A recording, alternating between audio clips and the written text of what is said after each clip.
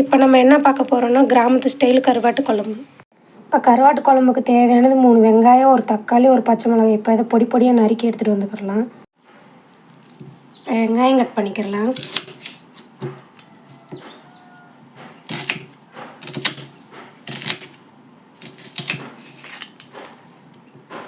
பொடிசாக பொடி பொடியாக நறுக்கங்க வெங்காயம்.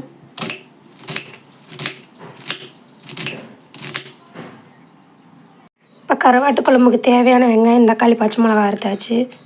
இப்போ கருவாட்டு குழம்புக்கு தேவையான புளி போட்டுக்கலாம். ஒரு எலுமிச்சை சைஸில் புளி போட்டுக்கோங்க. இப்போ தண்ணி ஊற்றிக்கிறேன். அடுப்பு பற்ற வச்சாச்சு. 3 டேபிள் ஸ்பூன் எண்ணெய் ஊற்றிக்கலாம்.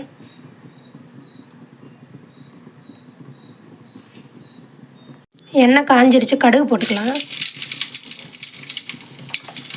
இப்போ வெந்தயம் போட்டுக்கலாம். இப்போ வெங்காயம் போட்டுக்கலாம். இப்போ நல்லா வதக்கி விட்டுக்கிறலாம்.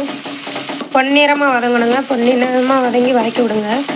இப்போ இது இங்கே வதங்கிட்டு இருக்கட்டும். நம்ம போய் கருவாடை க்ளீன் பண்ணலாம். இது என்ன கருவாடுனா மத்தி மீன் கருவாடுங்க. தமிழ்நாட்டிலேருந்து வரையில் அம்மா வாங்கிட்டு வந்தாங்க. இந்த மாதிரி கருவாடு இங்கே கிடைக்காதுங்க. நம்ம ஊரில் தாங்க இந்த மாதிரி கருவாடுலாம் கிடைக்கும். இங்கே நல்லாவே இருக்காதுங்க. கருவாடு ஒரு மாதிரி சேறு மணத்துட்டு இருக்குங்க. வெங்காயம் பொன்னிறமாக வந்துருச்சு. இப்போ தக்காளி போட்டுக்கலாம். இப்போ பச்சை மிளகாய் போட்டுக்கலாம்.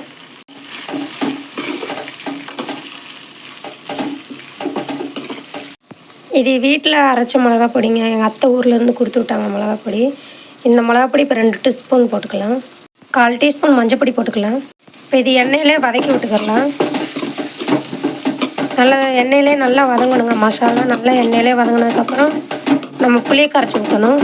இப்போ நல்லா வெங்காயம், தக்காளி மசாலாவோட நல்லா வதங்கிருச்சு. இப்போ எண்ணெய் பிரிஞ்சு வந்துருச்சு. இப்போ புளி தண்ணி ஊற்றிக்கலாம். இப்போ உங்களுக்கு தேவையான அளவுக்கு தண்ணி ஊற்றிக்கோங்க. உப்பு போட்டுக்கலாம்.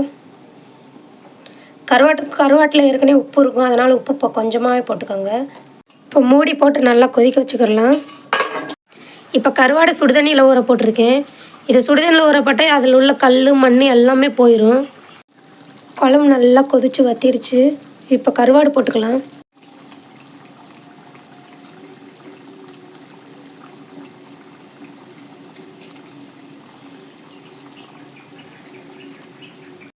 கருவாட்டு குழம்புல கடைசியில் தாங்க கருவாடு போடணும். கருவாடு போட்டதுக்கப்புறம் சிம்மில் வச்சு கொதிக்க விடுங்க. ஃபுல்லாக வச்சிடாதீங்க, கரைஞ்சி போயிடும் கருவாடு. மூடி போட்டு சிம்மில் வேகட்டுங்க கொஞ்சம் நேரம். கருவாட்டு குழம்பு நல்லா கொதிச்சிருச்சுங்க. எண்ணெய் பிரிஞ்சு வந்துருச்சு. இப்போ கருவாடு எப்படி இருக்குன்னு பார்க்கலாம். கருவாடு பாருங்கள் எப்படி கரையாமல் இருக்குதுன்னு பாருங்கள்.